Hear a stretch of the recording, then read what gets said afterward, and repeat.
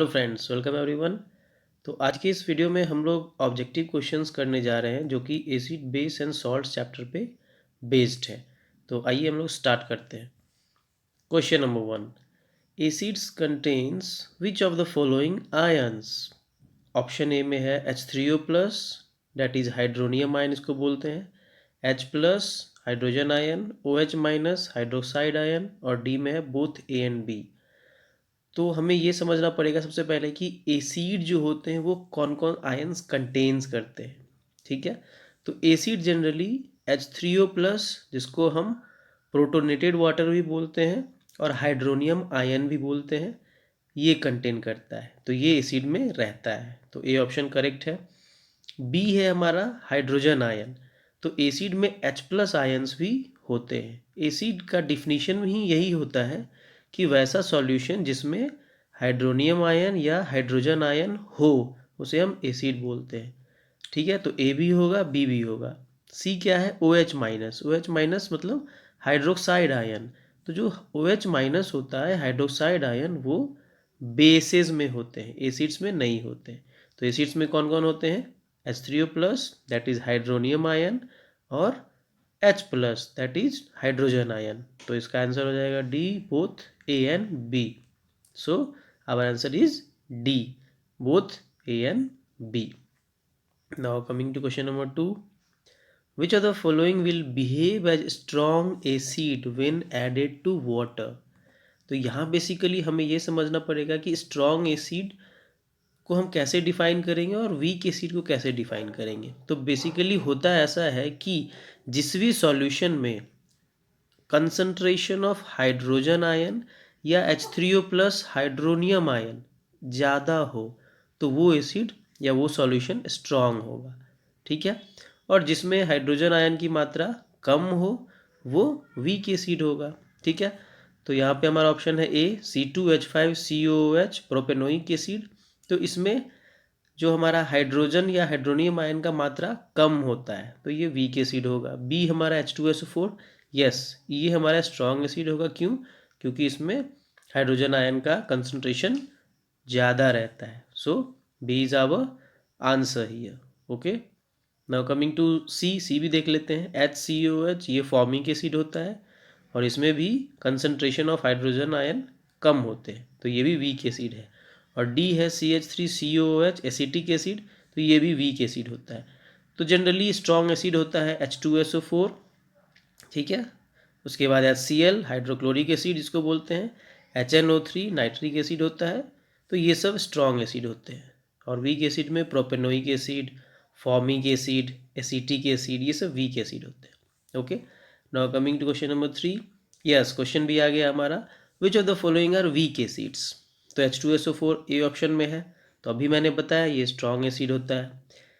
P में है CH3COOH, मतलब एसिटिक एसिड, यस, ये हमारा वीक एसिड हो जाएगा। सी क्या होगा? सी हमारा स्ट्रॉन्ग है, HCl, हाइड्रोक्लोरिक एसिड, और डी हमारा HNO3, नाइट्रिक एसिड, तो ये भी स्ट्रॉन्ग होगा।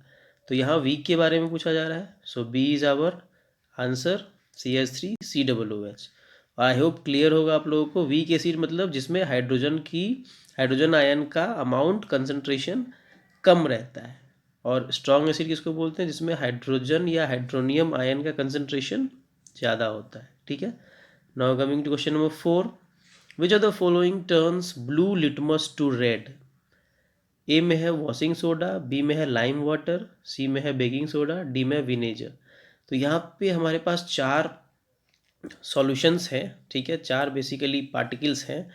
इसमें पूछा ये जा रहा है कि कौन से पार्टिकल जो है वो ब्लू लिटमस पेपर को रेड में चेंज कर देगा।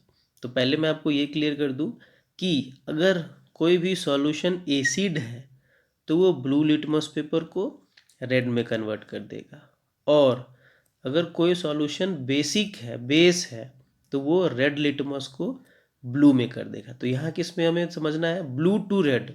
ठीक है, मतलब हमें इसमें से सर्च करना है कि कौन सा ऑप्शन एसिड है। ठीक है, तो ए में चलते हैं, वॉशिंग सोडा। जहाँ भी आपको सोडा दिखे इट मीन्स वहाँ पे बेसिक कंसंट्रेशन होता है। बेकिंग सोडा सी में है, तो ये भी बेसिक है। लाइम वाटर, एक्चुअली इसका भी pH 12 के आसपास होता है और ये भी बेसिक है। तो ऑप्शन क्या हमारा बच गया, डी विनेगर। तो vinegar is our answer. Vinegar acid है और ये एसिड होने के कारण ब्लू लिटमस पेपर को रेड में कन्वर्ट कर देगा। ठीक है, और आई होप आपको ये आइडिया होगा कि 7 पे न्यूट्रल रहता है, जो हमारा pH स्केल होता है 7 पे न्यूट्रल रहता है। 7 से अगर हम लेफ्ट में जाएंगे मतलब कम वैल्यू में तो एसिडिक सॉल्यूशन होगा, और 7 से ऊपर जाएंगे, 7 से आगे राइट साइड में, तो हमें बेसिक मिलेंगे, basic particles. Okay, now coming to question number 5, which of the following contains lactic acid. इन सभी ऑप्शंस में से किस में लैक्टिक एसिड पाया जाता है? ए में है ग्रेप्स, बी में है कर्ड, सी में है टोमेटोज, डी में है ओनियन। तो आइए इसका आंसर देखते हैं। आंसर होगा बी कर्ड, दही में लैक्टिक एसिड पाया जाता है। Okay, what about grapes? तो ग्रेप्स में हमारा मैलिक एसिड पाया जाता है। सी है हमारा टोमेटोज, तो टोमेटोज में ऑक्सैलिक एसिड पाया जाता है। और डी में है ओनियंस, तो ओनियंस में सल्फिनिक एसिड पाया जाता है। एक्चुअली सभी में बहुत सारे एसिड पाए जाते हैं, लेकिन किसी का अमाउंट कम रहता है, किसी का अमाउंट ज़्यादा रहता है। ठीक है, तो कर्ड में क्या पाया जाता है? Lactic acid. Now coming to question number 6, which of the following acids caused pain when stung by ants and bees? Yes, this is the most familiar question. आपने भी कभी फील किया होगा जब आपको मधुमक्खी या कोई चींटी काटती है तो आपको दर्द सा महसूस होता है। ऐसा क्यों होता है? ऐसा इसलिए होता है क्योंकि एक्चुअली वो करते क्या है, वो उनके बॉडी में माउथ के पास एसिड का कंसंट्रेशन रहता है, और वो क्या करते हैं, जैसे ही स्टिंग करते हैं, किसी चीज़ को काटते हैं, तो वो एसिड की मात्रा को छोड़ देते हैं, और वो एसिड के होने के कारण हमें दर्द महसूस होता है। तो इसमें बेसिकली यही पूछा जा रहा है कि वो कौन सा एसिड छोड़ते हैं। साइट्रिक एसिड ए में है, बी में है मैलिक एसिड, सी में है ऑक्सैलिक एसिड, डी में है फॉर्मिक एसिड। तो इसका स्ट्रेट फॉरवर्ड आंसर है डी, फॉर्मिक एसिड। जो चींटी और मधुमक्खी फॉर्मिक एसिड छोड़ते हैं ह्यूमन बॉडी पे, या किसी भी बॉडी पे बोल सकते हैं, किसी भी लिविंग बॉडी पे, जिसके कारण हमें पेन फील होता है। Now coming to question number 7, which of the following acid is present in our stomach? Yes, ये इंटरेस्टिंग चीज़ है। एसिड जो होता है आपने सुना होगा कि बहुत डेंजरस होता है, अगर हमारे हाथ पे गिर जाए तो हाथ को जला सकता है, लेकिन यहाँ पे हमारे पेट के अंदर भी एसिड होता है। सो this is interesting thing. Okay, तो वही पूछा जा रहा है कि कौन सा एसिड होता है। H2SO4 होता है, HCl होता है, H3PO3 होता है, या फिर CH3COOH होता है, कौन सा होता है?